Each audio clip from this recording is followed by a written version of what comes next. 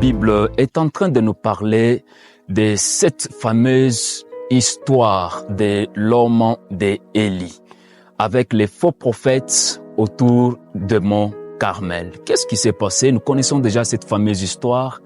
Élie se retrouve en face des prophètes de Baal ainsi que des prophètes des Astartés. C'est pendant que le peuple de Dieu avait cessé de croire en Yahweh Elohim, les dieux de tout Israël. Alors, Élie va se rassembler avec ses prophètes ainsi que le peuple pour que Yahweh puisse faire montrer sa force de devant de ces peuples, afin que le cœur du peuple soit retourné auprès du Père et que le cœur du Père soit retourné auprès du Fils. Alors, Élie est l'homme de l'inconnu. Pourquoi? Parce que la Bible n'attribue pas la généalogie à l'homme d'Élie et donc Élie est l'homme de l'inconnu. Élie est l'homme qui vient de l'éternité. Or, dans les Écritures, nous avons des éternités, c'est-à-dire nous avons une seule éternité qui est fondée en deux, ce qui crée l'éternité d'avance ainsi que l'éternité d'après, puisque Moïse est en train de parler dans Psaume 90 que de génération en génération tu es Dieu,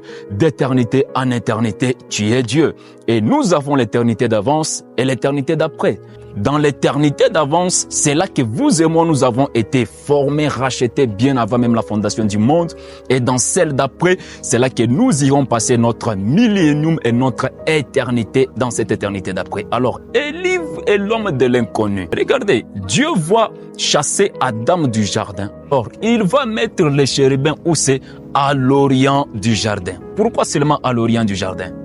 Et lorsque Dieu va venir vers Élie, il dit à Élie, lève-toi. Va à l'Orient, car j'ai ordonné aux corbeaux de te nourrir. Et donc, les corbeaux qui nourrissaient Élie étaient les corbeaux non de l'Occident, c'était des corbeaux de l'Orient. L'Orient nous parle d'un grand mystère, puisque l'Orient est le lever du soleil, my God. Et l'étoile qui a guidé les mages, c'était l'étoile qui a marché de l'Orient. Parlant de l'Orient, qui est le lever du soleil, parlant de l'étoile de l'Orient, nous voyons un homme qui est Adonai, Yehoshua Hamashiach. Et donc, l'Orient ici nous parle du lever du soleil. Or, le soleil véritable, c'est l'époux. Le soleil véritable, c'est le Christ. Lui, le véritable soleil qui quitte de sa chambre et qui fait sa démarche. Je suis venu par ce message t'annoncer qu'il y a un homme qui est marché de l'Orient, qui vient vers l'Occident, afin de te prendre et de te ramener à l'Orient, puisque toi, tu ne vas pas te coucher à l'Occident. Ce n'est que Jacob, le soleil, qui doit quitter de l'Orient, qui est Canaan, pour aller coucher à l'Occident, qui est l'Égypte. Et donc, nous sommes le peuple de l'Orient. Nous sommes les aigles de l'Orient, les aigles du lever du soleil, qui est notre Père, et c'est là que nous allons y retourner. Élie va parler tout d'abord aux prophètes de Baal. Vous commencez à implorer votre Dieu Baal. Ils ont commencé à implorer Baal, ils ont imploré Baal, Baal n'a pas répondu. Lorsque le midi est passé, pourquoi seulement le midi? Élie va prendre la parole. Avant que Élie ne puisse commencer à prier Yahweh Shaddai pour qu'il ouvre le ciel, Élie va leur dire, versez tout d'abord ici des criches d'eau. Ils ont versé 4 criches d'eau et ils ont fait ce mouvement x3. Et après, ils vont couper cet holocauste dans 12 morceaux. Pendant qu'ils ont coupé les morceaux en 12, ils ont versé les criches d'eau. Et lui va maintenant faire sa prière. Si vous prenez les 12 criches d'eau, vous prenez les 12 morceaux d'holocauste, ça nous donne directement le 24. Ici, les 12 morceaux d'holocauste, nous voyons les 12 tribus d'Israël. Et quand nous prenons les 12 criches d'eau, nous avons les 12 apôtres. Or, ici, c'est des alliances directement. L'alliance d'Israël ainsi que l'alliance de l'Église, lorsque Élie a mélangé ces deux alliances, nous avons directement le ciel qui s'est ouvert et aujourd'hui nous parlons des dieux d'Élie. Voyez-vous, notre Dieu est un Dieu d'alliance.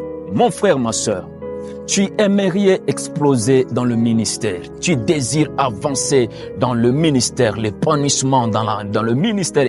Sachez que Dieu est un Dieu d'alliance. Dieu va se révéler à Moïse. Et Dieu lui dit, je suis le Dieu de tes pères, le Dieu d'Abraham, d'Isaac et de Jacob.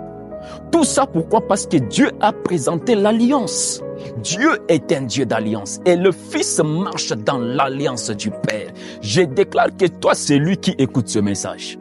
Que le Dieu de l'alliance de ton Père, qu'il fasse de toi un homme qui explose dans le ministère.